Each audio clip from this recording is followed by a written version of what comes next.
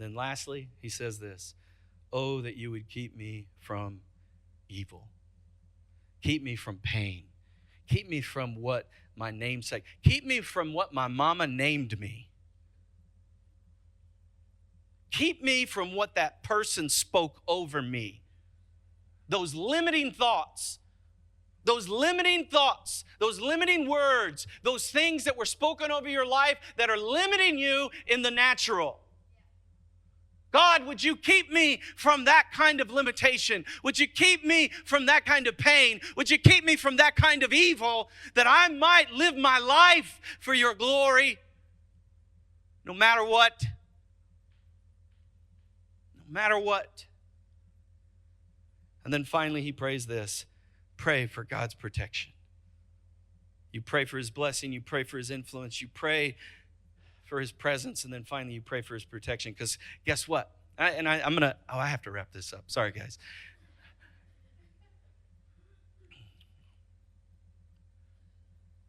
The moment you step out in faith is the moment you become dangerous. The devil has no issue with you sitting in the pew doing nothing. But I can tell you this, the moment you step out in faith to do what God has called you to do, you're going to need his protection, because the enemy's coming, and he's coming hard after you. It'll be like clockwork. You'll be like, Pastor, you were right. It happened. I stepped out to do this thing, and bam, coming right at me. Well, now you need more presence. Now you need more power. Come on. You need his protection, because the enemy will come after you. 1 Peter 5:8 says this, the devil is like a roaring lion, seeking whom he may what? Devour. Devour. Devour. But then listen to this in Psalm 3, 1 through 3. I love this. Oh Lord, how many are my foes? How many rise up against me? Many are saying of me, God will not deliver him. But Lord, you are my shield around me. Oh Lord, you bestow glory on me, and you lift up my head.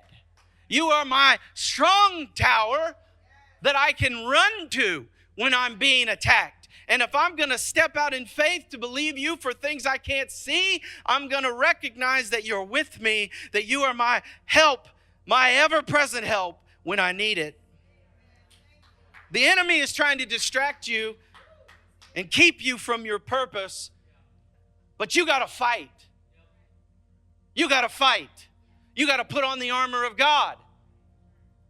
You got to fight. And the Bible says at just the right moment, at just the right time. He may not come when you want him, but he's right on time. At just the right time, God is going to show up and show out in your situation, and you are going to see God move, and you'll become a carrier of the blessing for other people because of the activity of God in your life. I'm going to invite the band to come forward. Can I just ask you, where have you been trying to do it alone? Like right now in your life, where have you been trying to do it alone? Maybe you've got something that's bigger than you can even think or imagine. You ever have a mountain in your life that you don't know how it's going to get moved? Leave that there. You ever had a mountain in your life that you don't know how it's going to move? Do you have something right now? You have something bigger than you? God says that I can help you. Some of you have been trying to lift your own sin off your life, and you need God to help you. The Bible says that if you'll give your life to Jesus, if you'll put your faith in Jesus, that he'll remove that sin off of your life and restore you back to a God that loves you, and that you'll spend eternity with him. Some of you have been trying to deal with that thing at work, or your marriage, or your attitude in your relationships. Have you ever struggled with your attitude? You couldn't get control of it, and it was hurting people around you. Some of you have been trying to control your life.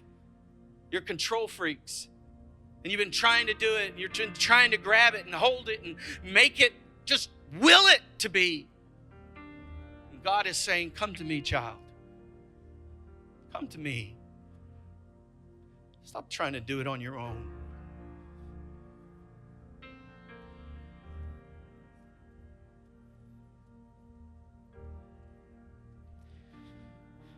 Romans 8, 35 through 37. Listen to these words. Who shall separate us from the love of Christ?